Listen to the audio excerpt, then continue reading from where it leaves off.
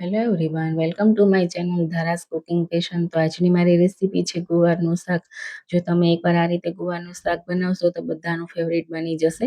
એટલું સરસ શાક બને છે. તો એના માટે અમે ગુવારને આ રીતે કટ કરી લીધો છે બે ભાગમાં. તો તમે જોઈ શકો છો આપણો ગુવાર કટ થઈને રેડી થઈ ગયો છે. તો હવે આપણે પેનમાં તેલ ગરમ કરવા મૂકવાનું છે અને તેલ ગરમ થાય એટલે ઝીણું સમારેલું આ રીતનું લસણ મેં એડ કરી દીધું છે અને ગોલ્ડન બ્રાઉન થાય ત્યાં સુધી આપણે સાંતળી લેવાનું છે. અને પછી આપણે એમાં ગુવાર એડ કરી દેવાનો છે.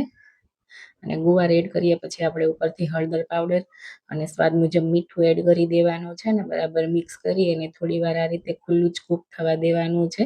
તો આ શાકને આપણે પેનમાં જ બનાવવાનું છે, કુકરમાં નથી બનાવવાનું, તો પણ ફટાફટથી બની જાય છે અને એનો સ્વાદ પણ 100 ગણો વધી જાય છે પેનમાં બનાવવાથી.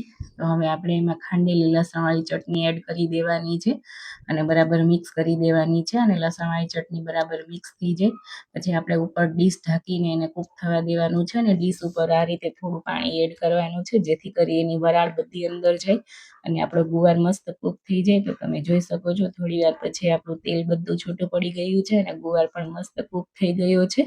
તો હવે આ સ્ટેજ ઉપર આપણે ઉપરથી થોડું એવું પાણી એડ કરી દેવાનું છે ગુવારના શાકમાં, જેથી કરી રસો બરાબર મસ્ત થઈ જાય અને મસાલા પણ બધા બરાબર કૂક થઈ જાય. તો પાણી એડ કર્યા પછી ઢાંકણ ઢાંકીને ફરીથી 10 મિનિટ માટે કૂક થવા દેવાનું છે. તો તમે જોઈ શકો છો આપણું ગુવારનું શાક એકદમ મસ્ત રેડી થઈ ગયું છે અને કેટલું સરસ દેખાઈ રહ્યું છે.